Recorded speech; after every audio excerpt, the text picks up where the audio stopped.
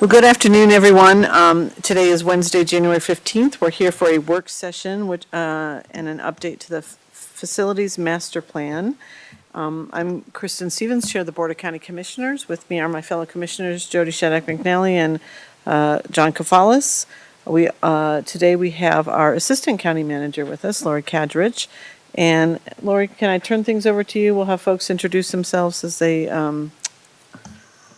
speak, but we're looking forward to the Facilities Master Plan update.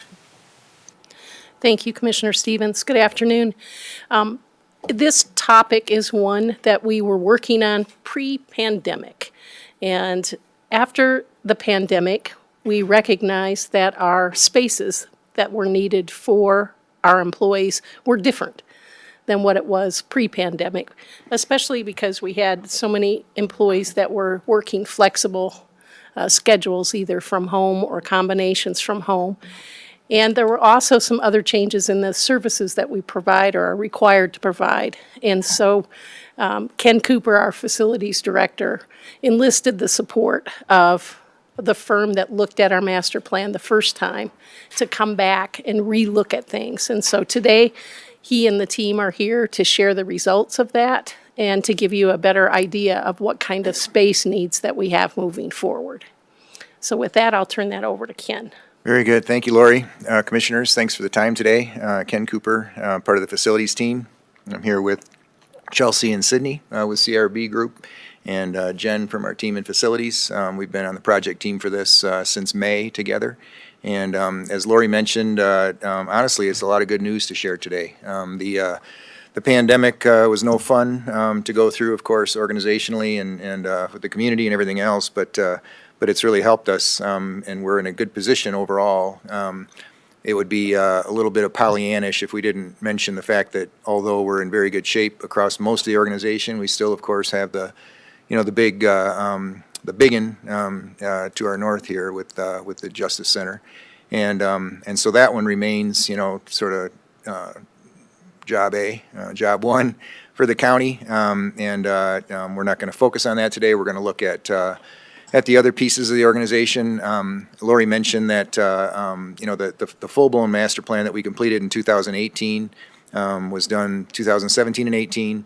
And at that time called for about $600 million in future investment for the county, of which about a third has been tackled, right? So we're in really great shape. The county has been doing a really good job of investing back into the community and certainly into the organization to provide space, for a good number of needs. COVID actually, also helped us considerably with reducing back the need for office space, particularly in this building and particularly with Department of Human Services. Those two were identified specifically. Those two big projects were in the range of $50 to $75 million projects at the time that would have been, front burner kind of thing coming out of 2018. Obviously, COVID pretty quickly, and Human Services particularly, adjusted that and eased back on the need to, to look at that as a front burner project for Human Services. In addition to that, this building would have needed to be augmented with another admin services building in a 10-year window beginning in 18. So we'd be looking at, having to get into that project pretty quickly if we would have been in the same position. But as Sydney and Chelsea take you through the plan today and the presentation, it'll be clear that we're in pretty good shape. A lot of those numbers, there's good news really across many of these facets. The projections that were done by Sydney and her team in 18 have rung pretty true. You'll see a lot of the consistency between the between the projections at that time. So that helps, and of course that's all been updated. Working with the different groups, the different user groups, and the departments, and the offices. But the projections going forward also offer some opportunities. It's a neat situation because other than the Justice Center as very much of a big project to tackle for the county, there aren't any really other pressing needs that we have at this point. We intend, we had always planned to go back after 2018. We had figured that every 3 years roughly we would come back and do this kind of process. You might recall in the wake of the ballot measure that was unsuccessful in 2019 that we did, we tried to gang facilities needs along with transportation, and that did not make it. in 2019. In the wake of that, the commissioners had us do kind of an abbreviated version focused on community justice alternatives at the time.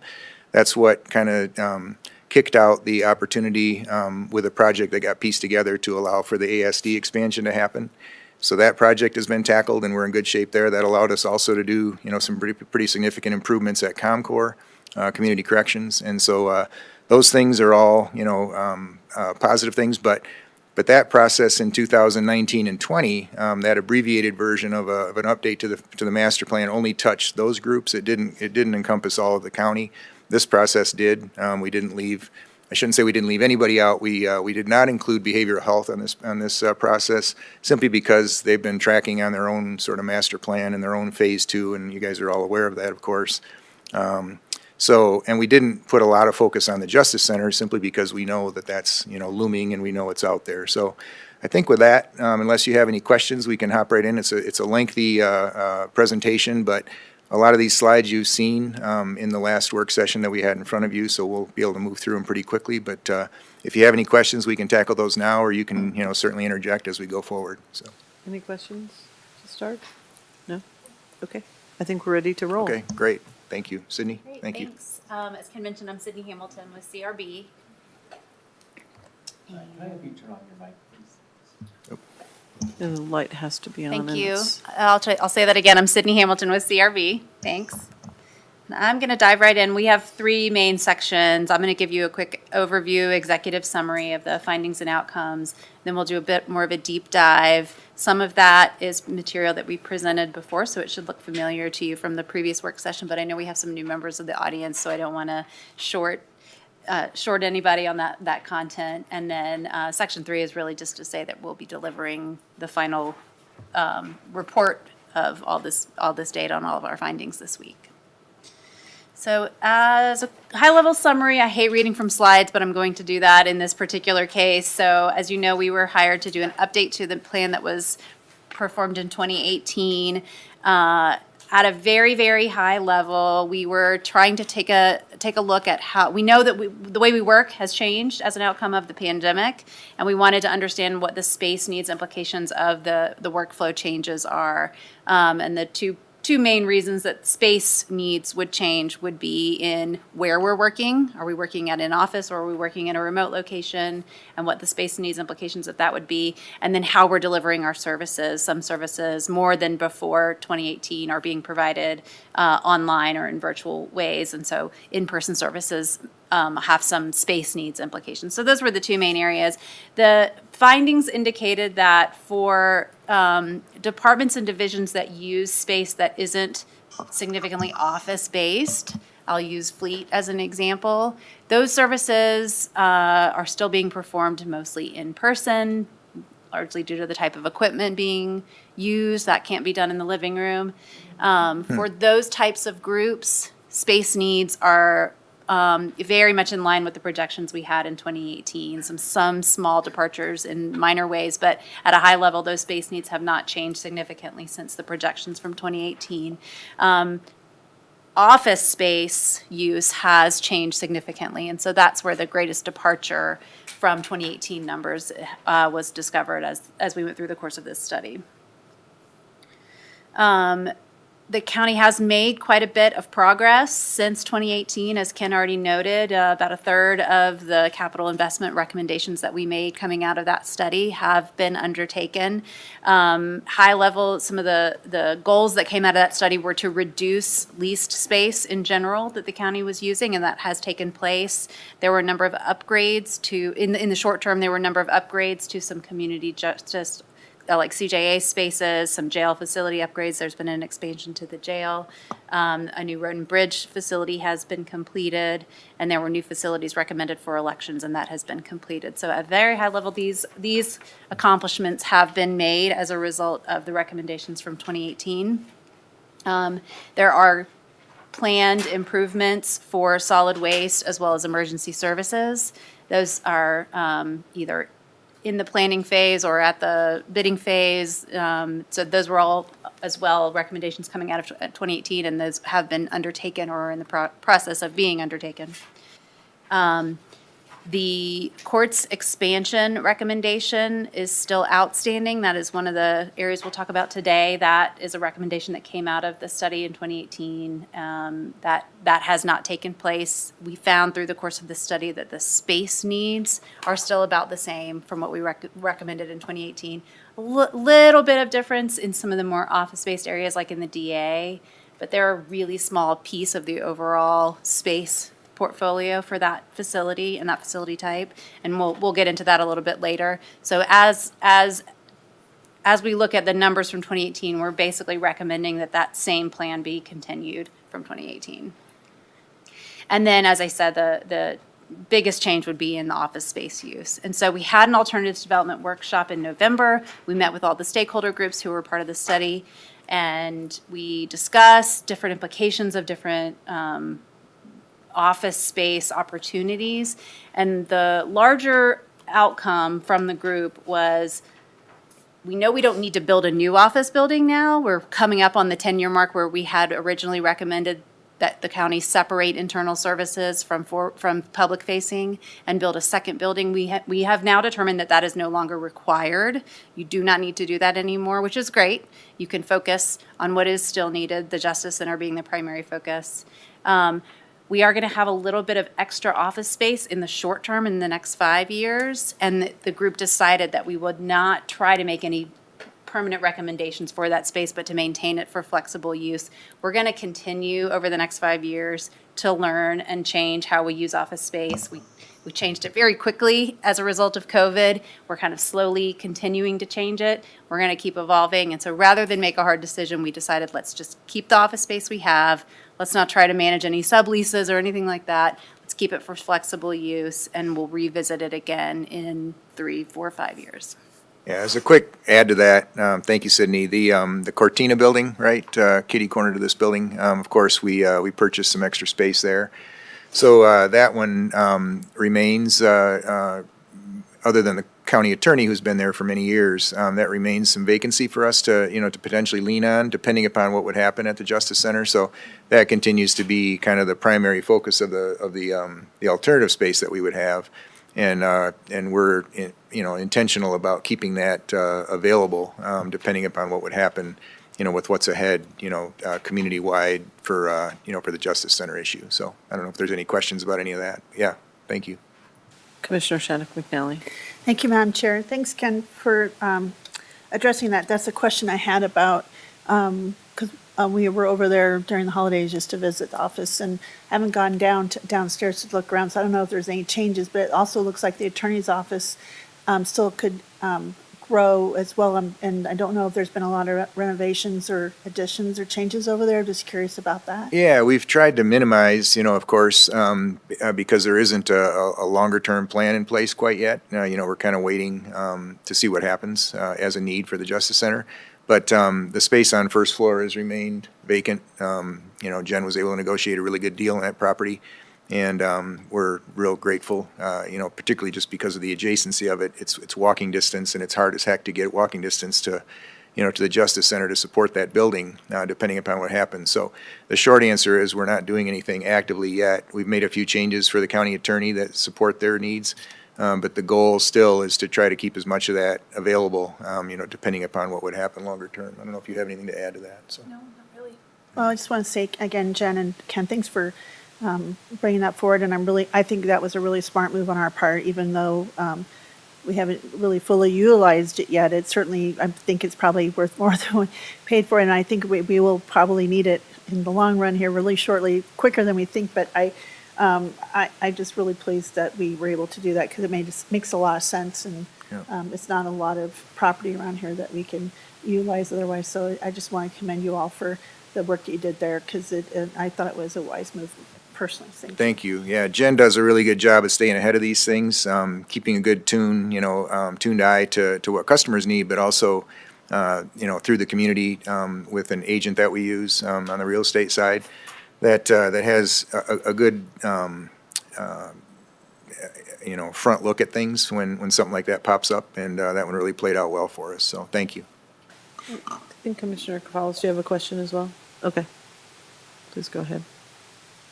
Thank you. Thank you.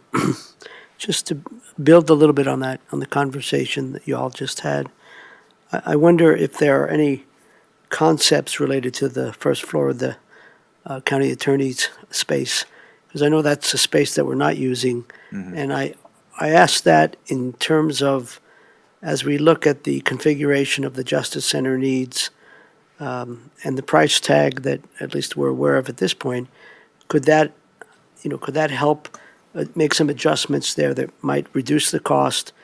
I think in the past, we've discussed the potential of some of the DA's office to be there, but I know there are security issues and all that. So I'm wondering if, Right. I mean, other than Jen is keeping a track of whether or not somebody wants to lease that space, Sure. 5 years from now, are there concepts about how that might complement what we need to do at the Justice Center?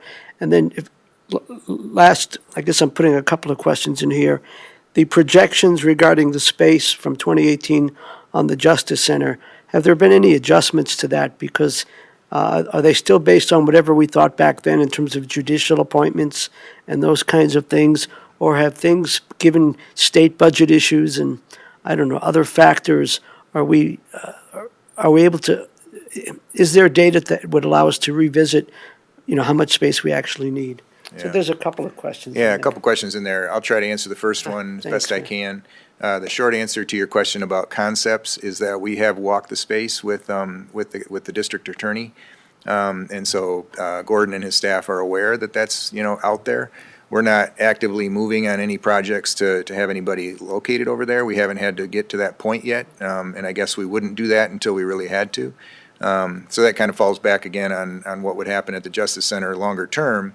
If and when this gets in front of the voters, right, that'll be an option or kind of a stopgap, I guess, right? to You're build a thinking about it, bridge. so that's good. Yeah, it's out there, and I don't think I have any more to share. Do you have anything to add to that, Jen? On the second question related to the numbers, that came out. We have done, and I should have mentioned this on the front end of the meeting, but we have done a couple of studies, right? We did the court usage and optimization study in 2020. We also did a 2022 judicial needs study specifically and talked, had the courts inform that with their own, space projections and staffing projections. And our understanding of that, I'll try not to speak out of school here, but each of the districts, including 8th Judicial District, all are what they would consider understaffed, right? They have fewer judges, fewer staff than what their optimal numbers call for. The 8th Judicial has been ahead of that curve, over the many years, and I think a big reason for that is because we've been able to continue to satisfy space needs for them over a 20-plus year window, coming out of the original construction of that building. We've done 20-plus projects over there, many of them to build more courtroom space, right, and to provide more space for judges and so on. We're kind of at the end of that bubble. And so I'm not trying to give you too long of a version of this question, but the needs study that happened in 2022 kind of spit out, a series of basically 9 different versions of what we could do to help satisfy those needs over there. And we haven't gone back and formally revisited those in this process. We've certainly had, conversations and questions about it.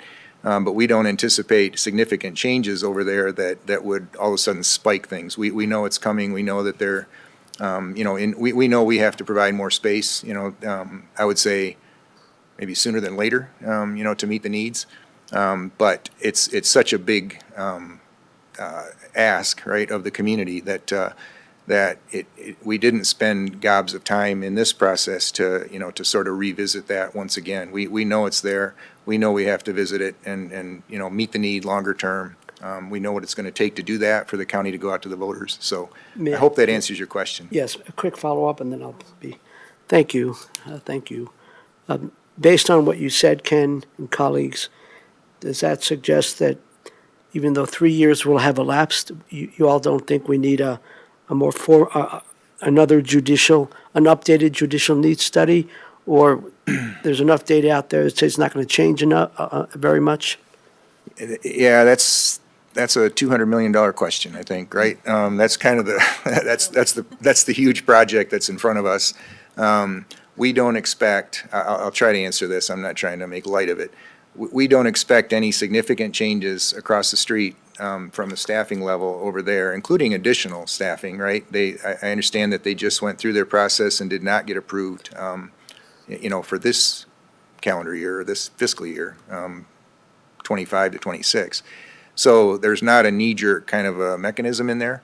That would be something that we'd have to, that could be the sort of the requirement to fall back at Cortina, potentially, to be able to vacate a few folks, from the Justice Center to Cortina, whether that be the DA's office or some other, option. It's probably the DA, we've talked to them, and I think everybody kind of expects that that would be potentially a next step. It's not the ideal step, but it may have to happen. Well, So I hope I'm getting to the root of your question. well, Certainly once the county commissioners decide that now is the time to bring it to the community, now is the time when the community supports it, that becomes a very significant undertaking for the county, right? And the whole pre-programming and pre-design and then eventually the full-blown design process of that thing is probably a minimum of 18 months, right? Including all the studies of all the staffing and everything else that would happen. So this would all be, projected into, future needs. The plan at that building that seemed to make the most sense when we did our judicial needs study that was in front of you guys in 2022 was that it was allowing for a family service center to happen as an expansion to the building.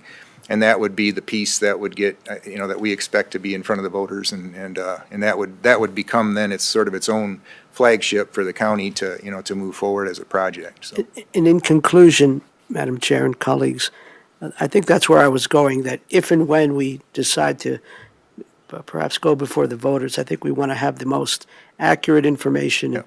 to try to make the most compelling case. So I think that's what you were addressing. Thank you. Yep. Thanks. Thank you. We'll keep moving because we have a lot of slides to get through. yeah, Yes, I'm sorry. those are great questions. Thank you. Yeah, and feel free to interject just as you did. I'll go through the next 10 or so slides relatively quickly because of this content has been presented to the commissioners before, but like I said, there are some new audience members, so I will try to do justice to both groups. This is just a snapshot of the progress since the 2018 study. You can see a number of projects are complete as a recommendation from that study. And then some are in progress, some are already planned or on the books. And then I've put kind of a dark blue greenish star next to a handful of spaces that we're now, as part of this study, we reconsidered their space needs, and these are primarily office-based spaces, as I already mentioned. This was an overall approach to the project. We started with a kickoff last May. You've been informed through this process of how this all went, and we're now at the final bubble that describes the final report, which will be issued this week. As part of our data collection, we interviewed all the stakeholders, and we also toured almost all of the buildings. It was at the time of some fires, so we had to miss a few buildings, but we were able to tour almost all of the buildings in pretty good detail, and you can see that list up here. We held a kickoff. We realigned with some goals from 2018 and then set some new goals based on changes since 2018. I'm not going to go through all of these in great detail, but let me know if I need to go back to anything. Some survey, we issued questionnaires to all of the stakeholder groups, and the survey results largely indicated that the primary focus for the study was going to be where space needs changed relative to where people were working and how they were delivering services. So that was the outcome of the survey. And so we focused on that as part of this study. We were in progress with headcount at the time of the last work session. We have finalized that data. It validated the methodology that we used, which was we looked at annual growth numbers, and we compared that to where we had projected you to be in the 2018 study. You were at the high end of that number when we all landed. You can see the actual figure is about 2613, and this does take into account seasonal and contract staff. And so this felt to us like a good validation for using the same projection methodology that we had used in 2018, which with a few exceptions was an annual compounded growth rate of about 1.9%, and that is in line with peer groups as well. Those headcount numbers translated into how we projected some of the space needs, not all of it. It's not all people space within the county, but that is a driver for a lot of the space. And so from there, we put together 3 different planning scenarios. And we talked about this a little in the last work session because we were developing these. We have now completed the outcome of these planning scenarios, and I'll go through what they entail. So the scenario 1 was sort of a status quo scenario where we imagined what if everything was the same as it was in 2018, everyone still had an assigned space, almost everyone for the most part had an assigned seat in some kind of workstation, whether it be a desk or an office or a hoteling type of station like in some of the satellite buildings. What would the numbers look like if things were the same as pre-COVID and everyone still had an assigned seat? What does that look like? Scenario 2 was we interviewed each and every department. We got an understanding from each of them of how they wanted to work. Some of them are able to and want to use remote working to a greater extent than others. Again, I'll use fleet. Those staff cannot work from the living room, so they have to have assigned space. Their space is not a desk, but it is still space where they have to be in the county. And then some departments, like IT, for example, they are able to remote work at a much higher rate than some other parts of the county. For example, the treasurer downstairs, they really like to be in person. That's a cultural preference for them. And then in scenario 3, we took it a step further and we said, based on how we know your work to be done and how we know peers in your service industry work, what do we think your teleworking scenario could be? And so we developed 6 personas, and you might remember those from the previous work session, and I'll go through those in a minute. And so scenario 3 took it kind of a third step down the road where we said, in an ideal scenario, how would everyone work and what would the seat sharing ratios look like? So in that scenario, in the persona method scenario, we developed 6 personas, and they're outlined here on the screen. And we started with public-facing staff versus internal-facing staff. That was the first baseline. And then we looked at who works mostly in person doing their work and who is working remotely. Then we looked at who is in an office versus another type of facility, a site-specific type of facility. So emergency services being one. I've mentioned fleet several times. They have a site-specific work facility, but it doesn't look like an office. That's the general distinction there. And then the third bullet here is how we assigned an average square footage to each of these persona types. And so you can see, for example, persona A, which is a public-facing staff person who is in person in an office building owned by the county. They have what we would call more of a standard square foot per seat, which would look more like numbers from pre-COVID. But then in persona B, which is a public-facing person who is providing services remotely, they're working from home or they're working from some other location, they have a reduced square foot per seat in county office buildings, right?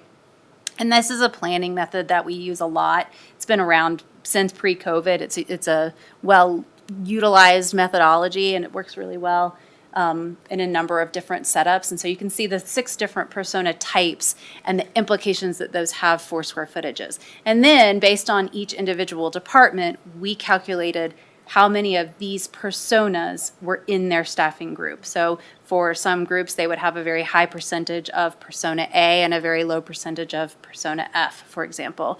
And other departments might have a really even breakdown across all 6 groups. So it was really tailored and focused in each individual department and division because everybody's culture and everyone's work style is different. If things were to, What's sorry, you have a question, Commissioner? Question, Commissioner? Go ahead, please. For the first 3 personas, would you give us examples, please? I think I know. I mean, we're getting examples of EOC or fleet services, but what about the persona A, persona B, in person? For example, persona A in my mind would be folks who do vehicle registration downstairs. That's right. Yeah. Good example. Give us That's a a great couple more example. examples. Yeah, persona B, IT would be a great example. I'm sorry, not IT. Persona E would be IT because they're internally focused. Persona B, which is public facing but more remote, A good example of that one might be community development. That's a great one. Yeah. And, yep, Thank human you. services and health. Yeah, those are good examples of that, where they're remote work. Human services is probably the top one. They are public facing, but they, as you already know, have reduced their square footage considerably and are remote working already. I was going to mention one thing too to this, the several slides to follow that Sydney will take us through. If the apple cart got flipped again, and all of a sudden we were up against it, having to provide more space, this really becomes an effective tool because you can go back and begin to really, further identify the groups that have opportunities to save space. We're not at that point at this point. We have better news to share because we've had a lot of, kind of internal changes that have happened. But this becomes a really valuable tool and a really neat kind of space and time to capture this thing. So you'll see that in the following graphs that show kind of where we'd be if we were really, if we had to come up with new space or more space, shift things around, shift the resources. This really becomes a valuable tool. So it's a tool to use, as projections. But for today, it doesn't require us to kind of dig in and make changes immediately because we're in better shape than that. So I hope that helps. Sure. Thanks. Good clarification.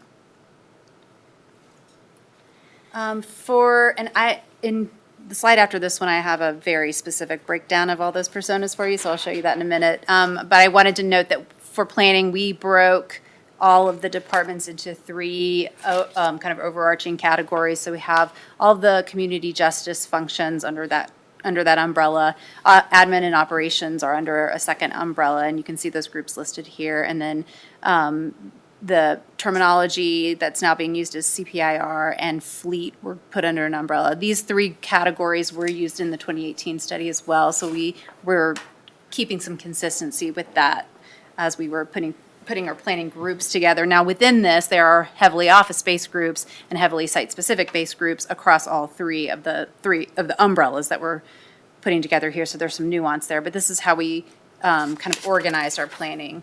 And then to answer your question a little bit in a slightly different way, you can see here the percentage breakdown among the different groups that fell into the different categories.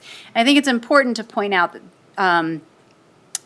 the lowest column here, it's not showing up on my screen, the NA category, where there were some groups that for planning purposes, we learned that the numbers from 2018 were almost exactly the same as what we were projecting, and so we had groups that didn't really fall into a persona-based planning category, and you can see where the bulk of that falls. So in admin and ops, which logically is largely office-based, only 3% of people in that category didn't match with a persona, and then a much higher percentage of people in the other two groups did not fall into a persona, and that had some planning implications for us.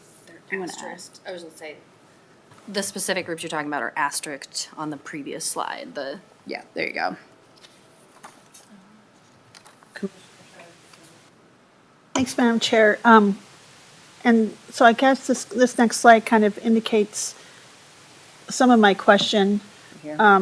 But when you look back at and maybe I'm thinking out loud too much, but when I go back to thinking about the slide with the projection number of employees, so a couple of questions there. First, how does that translate from that number to the departments or the percentages and the locations? Does that track where you know where they're going to need to be and what type of buildings going forward? And then my second question attached to that, I don't see if this all seems to be very centrally located. I didn't know what this looks like for Loveland versus adding more space in Estes Park or other municipality, other locations, like we might have to have a satellite office in Wellington to provide more services, or we're looking at that. So to kind of a two-part question, sorry, just someone thinking Yeah. what this looks like when we need to be out into other locations other than Fort Collins? Yeah, great question. I'll start with the second question. We looked at all the facilities across the county with the exception of behavioral health. So we did consider Estes Park, we did consider Loveland, we toured Loveland buildings, as you can see here. So those were all within our scope, and the staffing and facilities in those locations were considered. And then regarding the percentages, this is an overall staffing projection, but we have individual staffing numbers for each individual department and in some cases divisions within the department as well. So the percentages of persona are specific to each department. Okay, Yeah, so the data is pretty granular at that level. great. And so if I might, Madam Chair, Yeah. so go back to my second question again. We have some location challenges currently. Thinking of Estes Park, there's some, they're doing their best they can, but there's some challenges. Is this a chance for us to think about, do we need space, like to lease other space or look for a bigger location? And does this help us plan to kind of look at that? Or in Wellington or even what is in Loveland? Because how is that site? Is that site going to need to grow?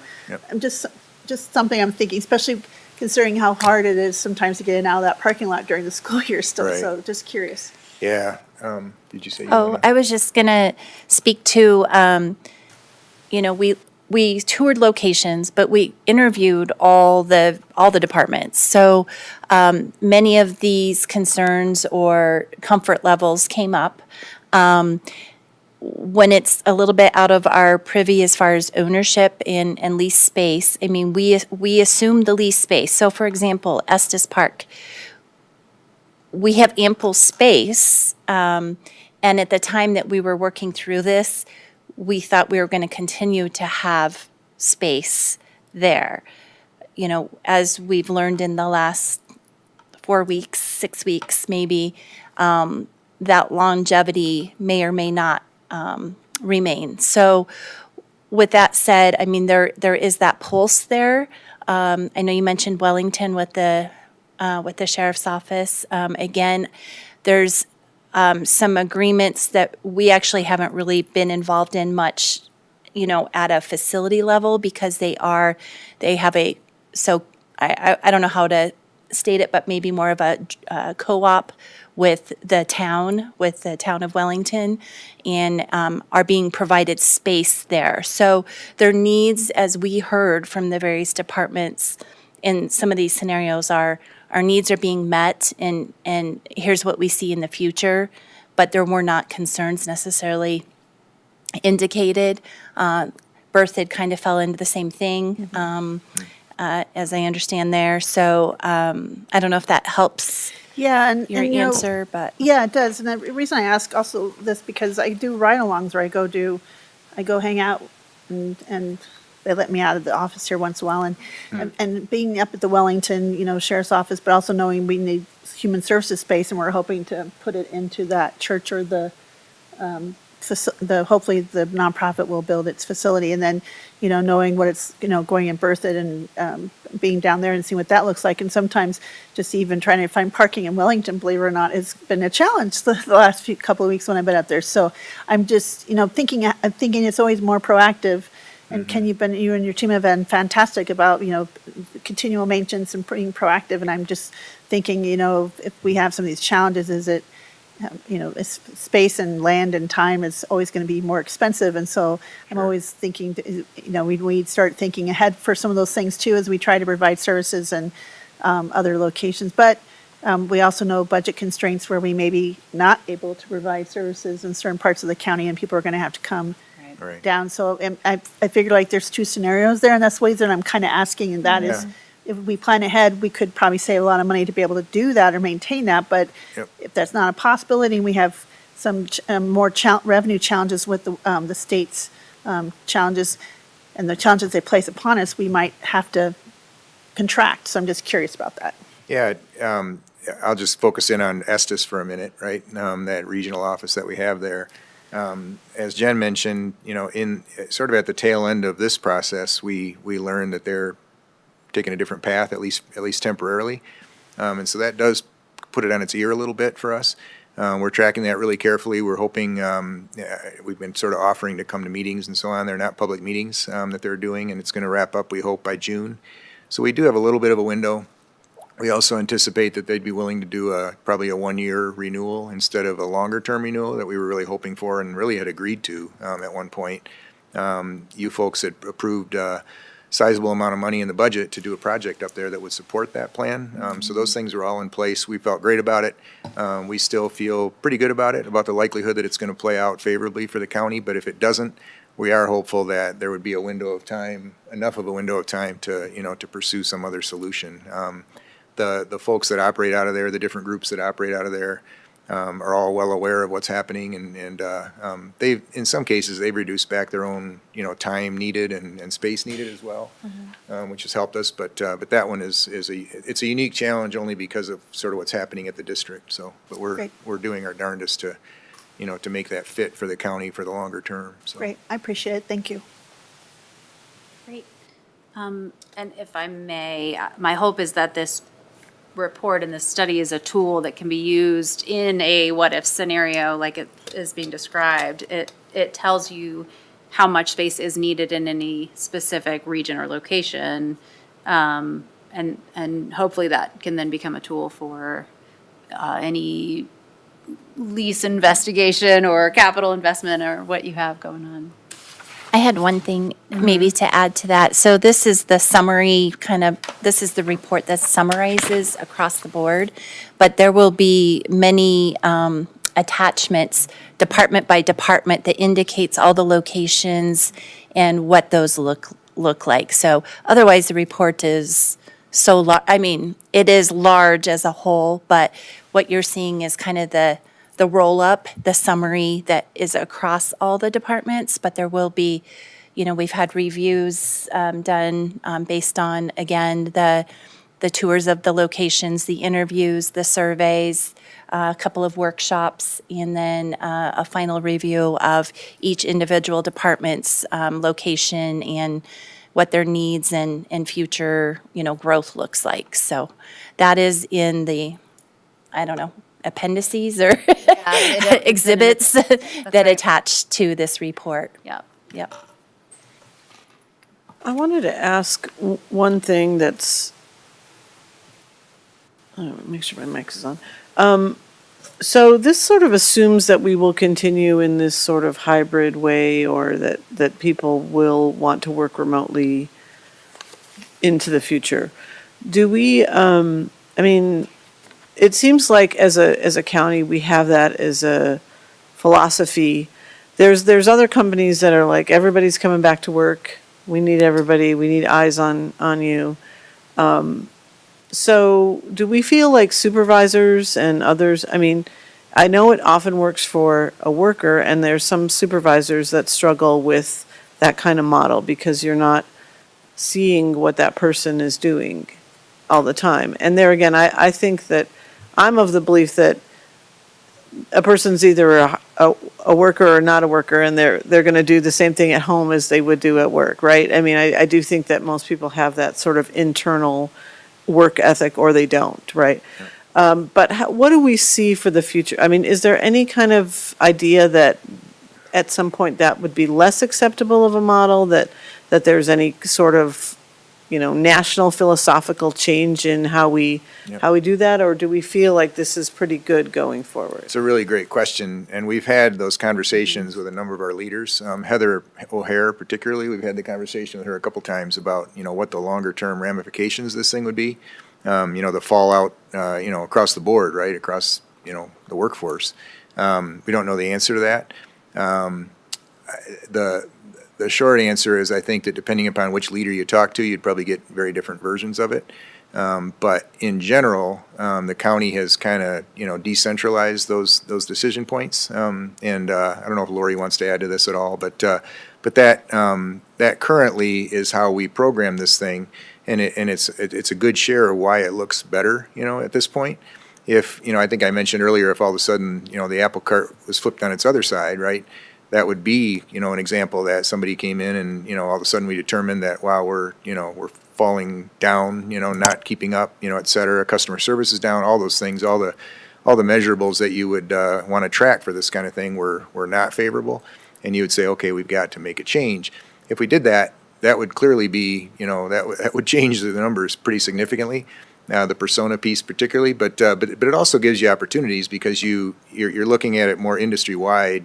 These persona pieces that Sydney is taking you through are meant to show examples and comparisons of what industry-wide folks are doing, space per person kind of thing.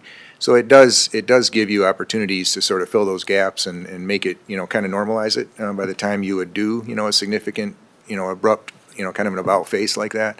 So it's not a fair answer to your question, but it's a great question. That's why we intend to come back, 3 years-ish, with something like this, because we anticipate, certainly if things rotated around and all of a sudden we were really up against it, having to provide a bunch of new space, we wouldn't wait 3 years. We'd be in front of you folks and try to address that, and look at opportunities to do so. It would be expensive, clearly. If you had all of a sudden come up with another building, somehow to let's say to support this building. I talked earlier about, how that got backburnered for some time. Those are all things that could happen. I wouldn't say we expect it, but clearly by department and by office, each of those leaders is tracking, the performance that their teams are providing back to their customers. And we expect that, the most recent interviews that we've had good conversations about all those things, but we're not hearing people sort of teetering on like, oh man, this isn't working, we got to go back. I don't think that's been, a consistent message. So I hope that answers, it's a really good question. It's a really hard one to give a concise answer to, but I hope it helps, so. I would agree with that, and I think, I'll let our consultants also speak to that just from, more of a, high-level review of that. But I would say that we had some departments that aren't currently really doing any remote work, very interested in how do I, which is interesting because it's 4+ years past when we really shifted to doing a lot of remote work. And we had some folks saying, how do I do this? Because I do see that there's not going to be dollars available for the growth that we're seeing, and they're looking for some opportunities to understand more. So, And that's why we did the 3 scenarios. Scenario 1 tells you what happens if the apple cart is flipped back. That is the baseline. If everyone came back to work right now and everyone had a seat, that is how much space you would need. It is captured in scenario 1. Scenario 2 is based on what everyone is currently doing or what they think they would like to be doing. And there were only a couple of groups that would do it a little bit differently. And then scenario 3 is where we said, here's what we think you could be doing. And for a couple of groups, this is the study that they want to take to the next level to learn more about what would happen to their fiscal planning, for example, if they were able to telework more effectively than they are. So that is why we do the 3 scenarios, so that we have the comparison and we understand really what does the big picture look like. And the short-term answer is, because we don't foresee an apple cart flipping tomorrow.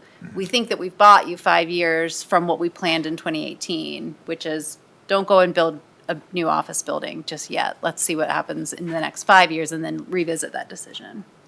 Can I add one So thing to here's, that, yeah, Sydney? go for it. The only thing I was going to add too, Commissioner, is the work that Sydney and Chelsea and their team do across private side and public sector organizations. They've seen impact very similar to what we're experiencing. The good news, sort of status of this thing. And so it's not been unusual to have COVID, provide a, sort of a reprieve on a lot of these things. But again, getting back to what Sydney just mentioned, we do have, kind of, we have our eye on it, for what that would look like and what we'd have to come back to if things flipped around, so. Great. I think Lori might have a comment too. I have a question in terms of how you divided the groups early on, and you said like office culture would want folks to be working in person. Under scenario 3, did you change that culture then and have some, because of the industry standard, be remote workers, or did you leave that culture the same? we cannot change culture, so that would not be a goal. But we did say, and I'll use the treasurer as an That's when I was example. thinking, because we're going to have a new treasurer. So if Yes, a new that's right. treasurer came in and Yeah. that person thought, oh, remote work is good Yep. for whatever reason. We know from working with peer organizations that there are treasurers' offices who are working remotely. This particular treasurer prefers the more in-person model that they have in place right now. So scenario 2 captures that. Scenario 3 looked at, well, if you worked more like a lot of your peers are working, we think your remote work would increase a little bit, and this is how the space needs would change in that scenario. The engineering department is another example I'll give, and I've got a Right. slide that explains that a little bit. If they pushed themselves to work a little bit more like other engineering departments are working, they might be able to save a little bit of space. And the answer is not, therefore you must do it. Exactly. It's just data. It's data for them to take into consideration as they're doing their next steps planning, space planning, budget planning, et cetera. We're not here to tell anybody how to do their job, right? We're giving you information. That's a great clarification. Thank you. It is, yeah. So quickly I'll go.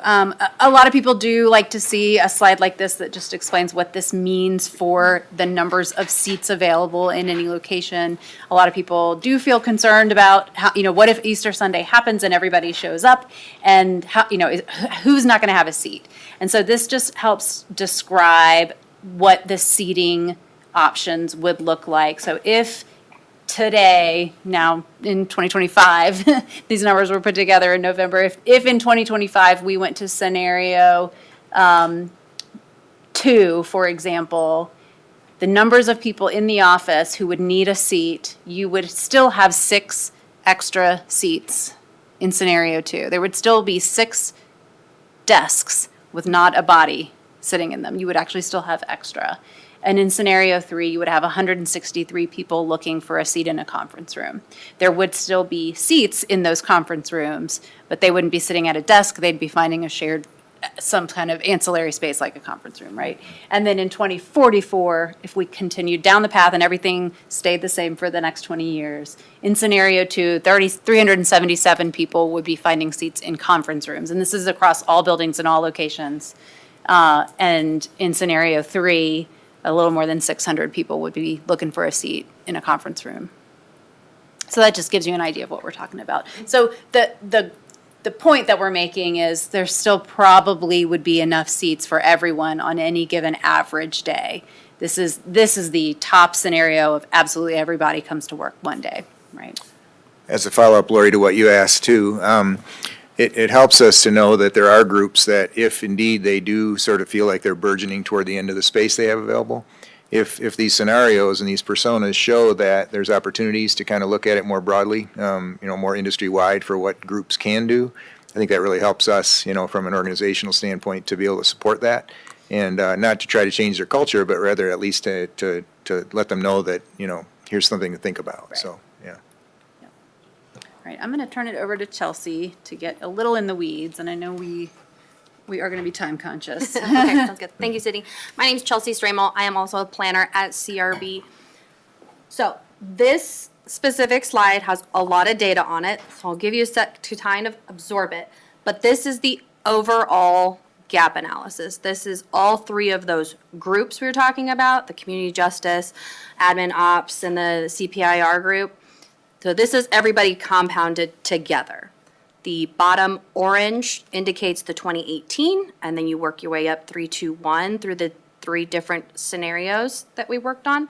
So what we are showing here is the space demand in 2018 versus the space in the scenarios 1, 2, 3. Now, the story that you're seeing here might look like, oh, it's more than 2018, but you're telling us we were similar to 2018. So you have to kind of take into account what these numbers are doing. So in 2018, we projected that you would need bigger buildings like the new road and bridge building, and that building got built. You don't build it an office at a time, you build the whole building. So the end of the orange bar for the 2018 projection is where we were projecting to be. And then you're seeing that today with the scenario 1, we've hit that point. There's a lot of projects that were recommended in the 2018 master plan that were completed. Those recommendations were taken and those buildings were built, so that baseline includes the entirety of the new, for example, that one's forefront of mind, is the new road and bridge building. So that is the building that was projected for the future, but you have it today. So that number looks large, but is still very much in line with those projections. So that's what you're seeing there. I'm going to pause there. It's a lot of data. Do you have any questions about that? Okay. Afraid to ask, maybe? So this is just overview. These next couple of slides are going to break it down so it's a little bit more bite size. So this is the office only. So this is office based. So if you remove the groups that need a very specific site type, this is the projection of space needed in scenarios 1, 2, and 3. So you'll see that dashed line through the middle horizontally. That's the current amount of square foot you have today. And that top line, scenario 1, so what we were talking about, status quo. So if for some reason we show up and decide that everybody still has to come to work, that top line, that's that line. So you can see that the gap still isn't that bad. You can still account for that. And if you, as you go down through 2 and scenario 3, you can see how we are now saying you don't need to build those admin buildings today. You can very much so make that gap work. Can I ask just briefly, is there any assumption that technology will start to be like, kiosks for doing your, getting your license plates, and the technology will start to replace? Is that an assumption at all in scenario 3, I guess, that, Are you asking if technology will replace people? yeah?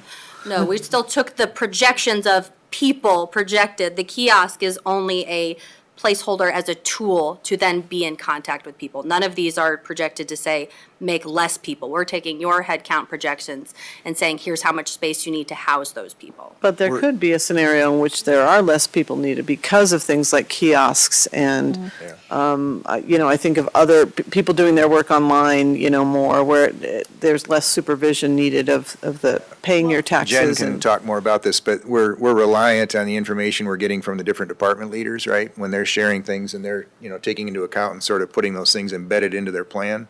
We're anticipating and sort of expecting that they would be rolling up, those options and opportunities to, to inform what we put into the plan, overall. So I don't know. If you Yeah. have- don't get me wrong, I'm not advocating for fewer people, but I'm saying, as people like retire and things like that, will fewer people be hired because there is technology to fill in some of those spaces, like, for example, paying your taxes online versus having somebody, greet you there. We already know you see fewer people like in a bank branch right now because you can do a lot of that either online or through the ATM. Right.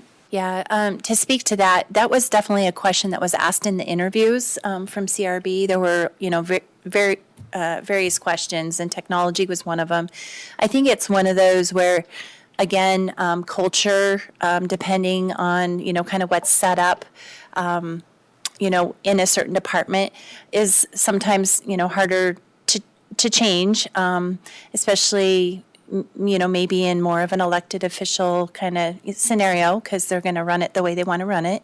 And that's, that's the way it's going to be. So the other is that I'm not sure people don't really know what they don't know, like on a technology standpoint. I think that would need some significant input probably from our IT folks and others on, what are the developments that are coming down in 5 years, 10 years?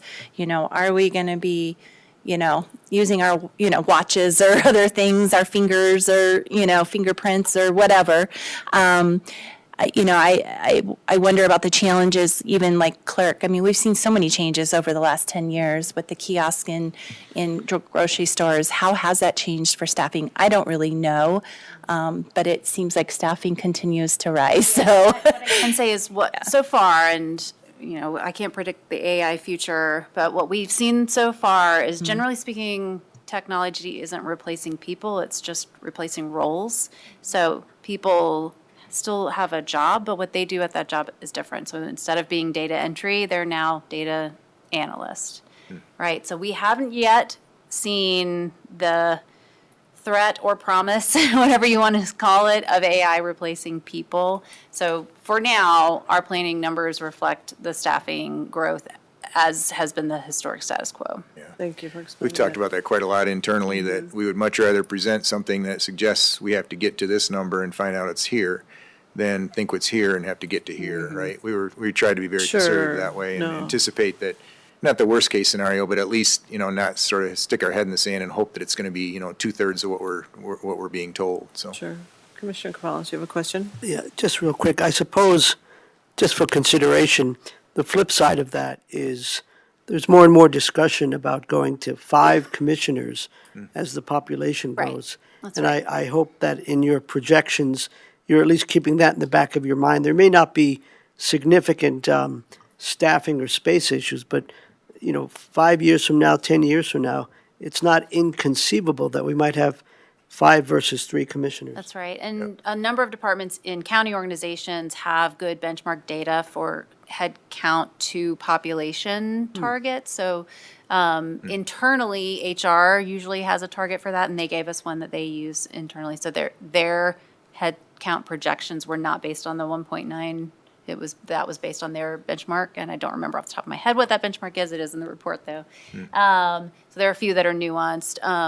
Road and bridge departments usually have population targets that they use for road miles and that kind of thing. So there are some nuances with the staffing projections, and population in an organization like yours has a really significant impact on that in a way that it might not for, I don't know, a grocery chain or somebody in the private sector. That's a great clarification. Any more questions on this one? Are we good? Keep going. Okay. All right, so these next couple of slides, there's a lot of data, but I know we're on time here. So these next couple will break down those 3 groups we talked about.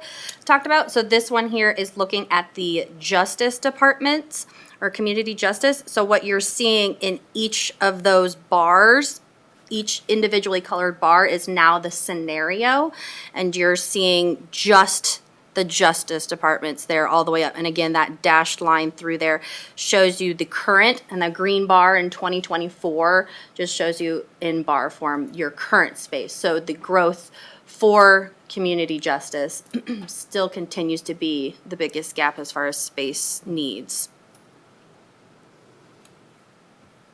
This is essentially the same graph, but now you can see the granularity of the individual departments or groups within the community justice group. So each of those individual colors. So just a kind of a point of conversation that comes up a lot is, can we move, DA, can you move probation? Because they're the small, easy ones to move around because they're admin space, but they're kind of a drop in the bucket for the overall space that the community justice departments need. So is kind of, again, is just, this is to be a tool to help make decisions and decide on how much you ask for or where you go forward with the Justice Department judicial space that you need. And then one more way to look at it, this is just listing the individual groups.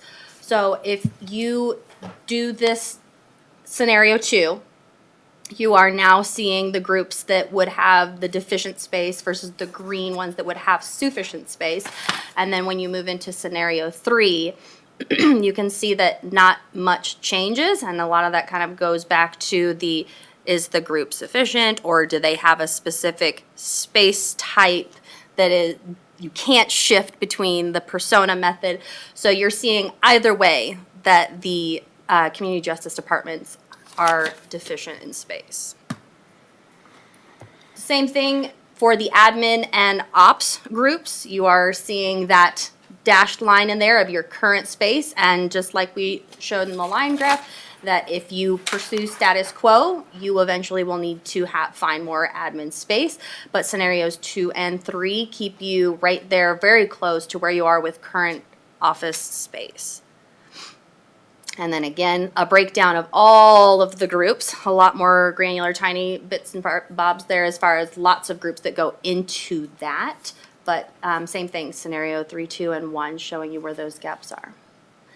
And now this one tells a different story because these ones we do shift from scenario 2 to scenario 3. And when you consider the persona method, those groups there where you see the arrow shift from 2 to 3 shows you the groups that would be deficient in scenario 2, but if they could adopt a shift in that, what we're talking office culture, and go to a space allocation as recommended for scenario 3, those groups all now shift into a place where they are sufficient in space for the master plan. And then the last one is the CPR and fleet group. This one doesn't look like much growth, but again, that comes back to a lot of the projects that were recommended in the 2018 report were completed. They went through with those plans, so they now have the buildings that they need for the foreseeable future. And again, just the breakdown by the individual groups inside of CPIR and fleet. And then showing the scenario 2 to scenario 3. The only building that kind of shifts a little bit there is the one group within CPIR that is a little bit more office-based, being your engineering group. So if your engineering group adopted the space allocations for scenario 3, your entire CPIR group would be sufficient throughout the master plan that we projected. And this is not to pick on Mark. Yeah. It's just to say, in 20 years, he might not even be here anymore, and whoever succeeds him could reconsider how they work, right? So, in conclusion, I already said this, the basic overall outcome of the study was you no longer need, in the short term, to build another office building, and we see that as an opportunity that allows you to then focus on the needs for the justice facility, and hopefully that is well received and is being able to focus those resources a little bit more on that one project, hopefully is good news. Yeah. Commissioner Shannon McNally. I do see another, maybe I'm reading this wrong, but I do see another project. If I look on this page 28, the 20-year gap analysis by location at admin ops, I see either scenario 2 or 3 has some space issues or deficient space for this corner. And we've made some significant investments there in a lot of ways, but also with the population growing, we will have, I'm assuming, more space or needs for more folks there. So is that on planning? What does that look like? And then do we need to relocate? And I'm not trying to dig in, but I'm just wondering about that because that is a very unique and specialized space, and I'm curious. That's right. I'm curious about that. Yeah, no, great question. It's worth noting that this is in 20 years. We're saying they would outgrow their space in the short term, and that granular detail is in the report. In the short term, they have more than enough space inside their current suite. The real deficiency that they have is with their Sally Port, and that's a harder nut to crack because of the facility being a leased facility. Those are capital improvements outside of what you are able to affect because of it's being in a leased facility. So that's the deficiency technically that we're talking about for that group. Otherwise, they have enough space inside.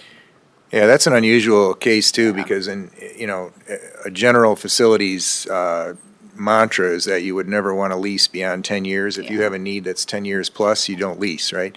But we did that there because we were up against it, across so many different capital needs. We did the longer-term lease, invested several $1 million to make it happen. It's been a great facility. It combined the morgue with the staff, first time. And so I think overall that's been a really good solution. But longer term, we wouldn't want to continue to throw, lots of dollars at a lease like that. I don't know, Jen, do you have more to add to that one for? What that includes? No, I mean, just back to Sydney's point, certainly their office, so they were very clear that the morgue area is definitely sufficient and has growth potential still as far as their use of it. Back to the office piece, it looks like it's full, but there is some very large aisleways. There is some areas that could definitely be utilized more so if need be, and probably will have to be. With that said, it's interesting to think, but we're basically halfway through that lease, and it seems so long, right? 15 years felt like forever, but we're basically halfway through the lease on that space. So the equipment piece was the expensive portion, but probably 15 years, you probably need to replace it anyways, just based on what's there. So there will be some big conversations probably coming up in the next, 5 years. It'll start to surface, I think, in this next facility master plan that we do in another 3 to whatever years, so. Okay. So if I might, Madam Chair, so that's a unique space, and it also needs to be,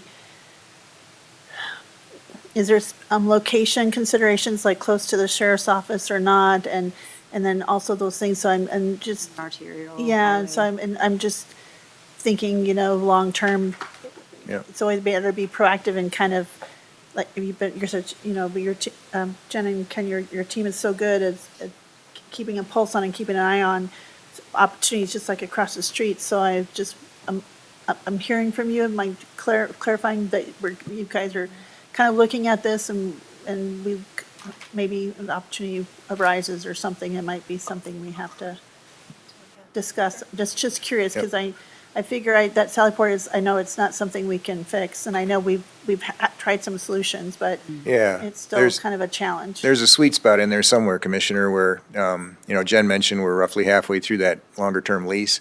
We wouldn't want to necessarily bail on it because of all the front-end capital that we spent there, but certainly have it on the, kind of the middle burner for what would happen next and what we'd have to start to begin to look at, so, yeah.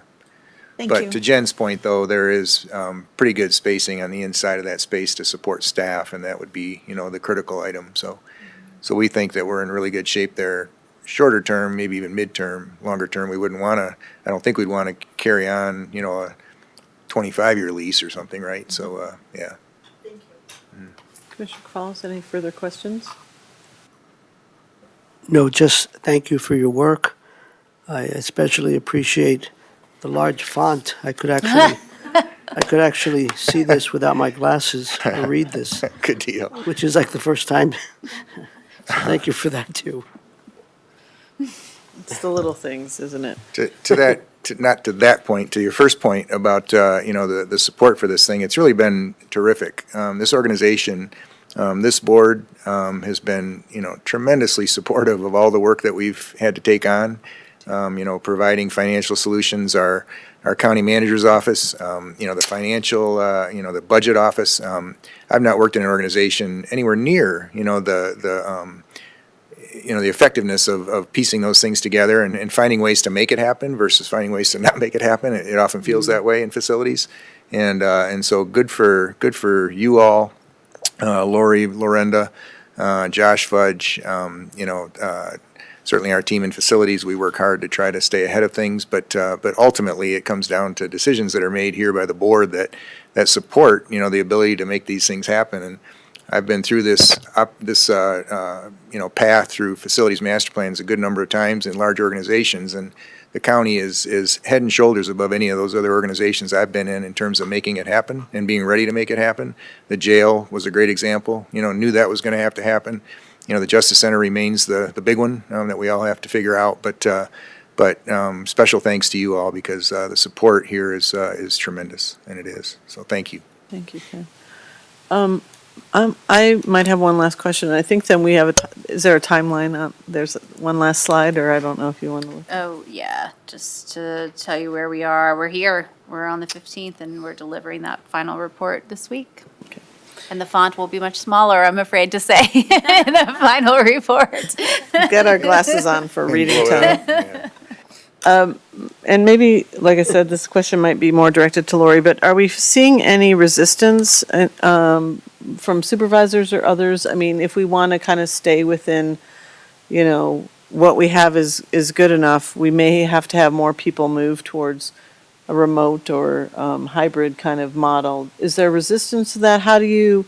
What does that look like from, a leadership standpoint of trying to convince people that this is probably a good thing to do? And I will say, I do want to mention that this is really good for the environment. That, the remote work is really, lowers the people that have to commute into work, reduces the amount of parking spaces we need in a building, all kinds of things. So it is a really great model from an environmental standpoint, air quality and climate So that's another thing that's obviously a goal and really important to all of us. But can you just maybe speak to that? And I don't want to call anyone out in Yeah, any kind of way. I remember a survey we did a couple of years ago to the department directors about their comfort level with hybrid work. And we were split at that time 50-50. About half of the leaders were not comfortable with hybrid work and thought everyone should report to the office, and about the other half were comfortable with it. And so I do think it's something we're learning as an organization, and it has a lot to do with culture in terms of, I think the treasurer is a great example. She likes to have a team environment with the employees that she hires, and it's easier to do that if you have them all there in person. And I think that we'll have to learn how to do that same thing, much like Heather's doing, and doing it remotely, using different tools and different ways of engaging employees and connecting employees. And so I do think that there'll always be some resistance to hybrid work, because people who like people want to see those people and see and be present, right? And then there's others that it's just as easy for them to do their work at home than it is for them to be in the office. The one thing that has surprised me about the hybrid work is the experience of human services in terms of being able to reach their clients better through hybrid contact than in-person contact. And I think that as we move forward as an organization, we need to think about that. If we're able to provide more timely service, more present service, make it easier for residents and visitors to get what they need, to your point, vehicle licensing online or by kiosk, shouldn't we be exploring those things regardless of what our individual comfort levels are as leaders in the organization? And so we do talk about it, and there's some challenges with all of these. I tend to agree with what you said earlier, Commissioner Stevens, is that if you trust someone to work in the office, you can trust someone to be out of the office and do the same work. If somebody really does not want to work, regardless of where they're at, that's going to show up sooner or later. I have two follow-up comments if you'll allow it.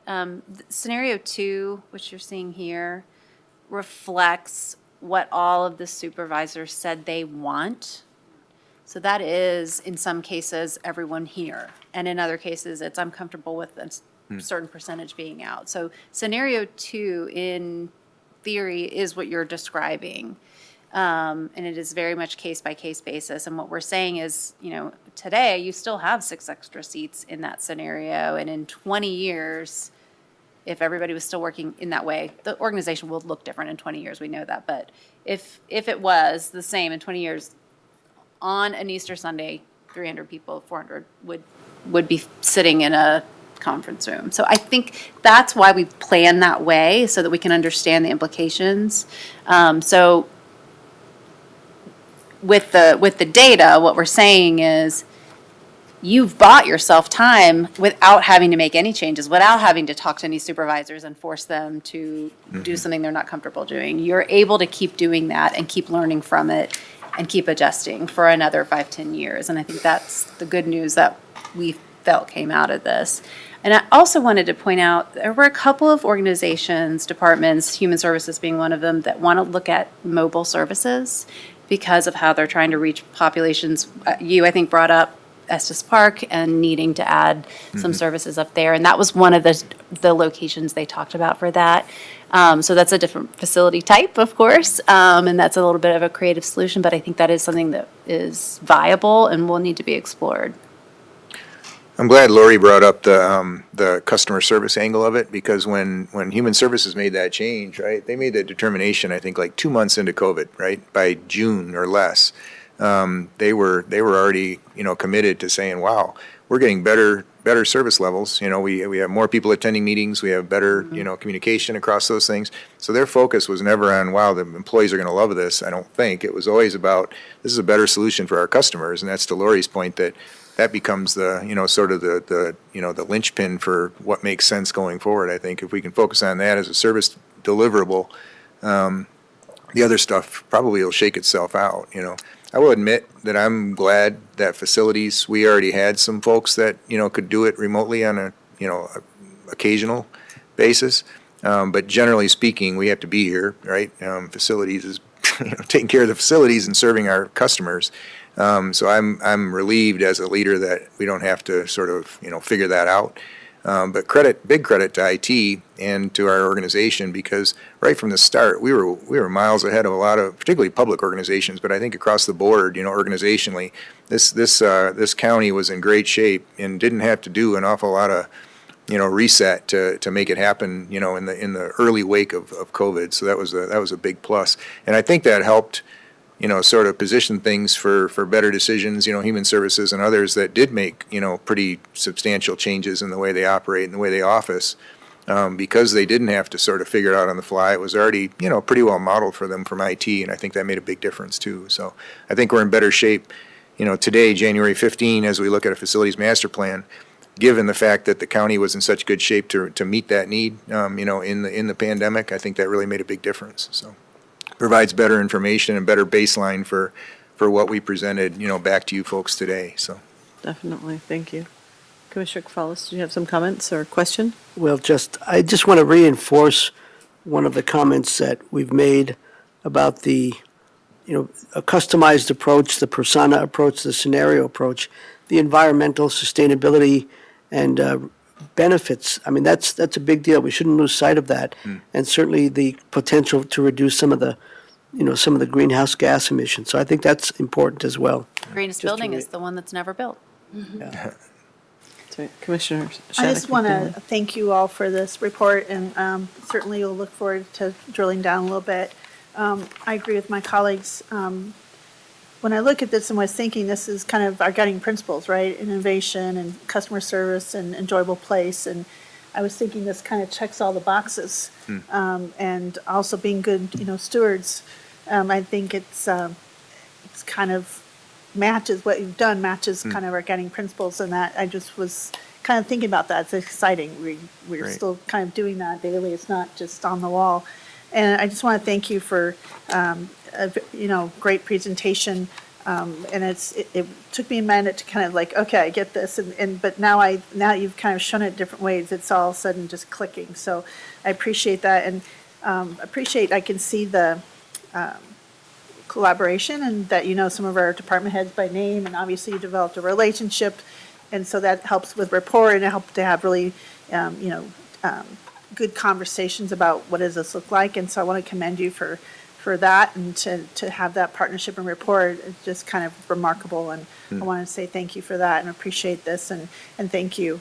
You are an amazing team, and just I was boasting, even you heard me yesterday talking about, you think this is an older building, it looks brand new, you guys do such a great job, and it just blows me away. Thank you for all the work that you do. Thank you. it That's makes a me team proud. effort for sure, that, the funding you all provide to support this place and to reinvest in, the mechanical, systems and everything else really puts us in a nice position. So, and specific to what you shared too, Commissioner, it was a huge advantage. Sydney, we worked with Sydney and Amy Tabor, 2017 and 18. And so to have her back, in the saddle on this thing has really been a big advantage. The familiarity with, the history of it, the collaboration that happens at a staff level, the leadership and so on. Thank you for mentioning that, because that has been a big deal and helped us a lot. So. Thank you. Lori, any last words? Well, I wanted to share my thoughts as I hear all this information, and especially how spot on the 2018 projections and data were. And I am just reminded of what a great leadership team the county has and has had for a long time, because you built your assumptions based on what the leaders thought were going to occur in their industry, in their workplace, and obviously we were well informed, and we were able to make great decisions based on that, and I expect the same thing's going to happen in the next 20 years. And I really appreciate the collaboration of the colleagues that we have here at the county, and agree wholeheartedly with Ken, having been at other agencies, the commitment to making sure that employees have the right resources to do their job and they're in a safe environment is very much appreciated by the staff. Amen. Thank you. All right. I don't think we have any other business, so thank you. Thanks for the report, Chelsea and Sydney. Really appreciate that. It is 2:55 and we're adjourned. Thank you. Thank you all.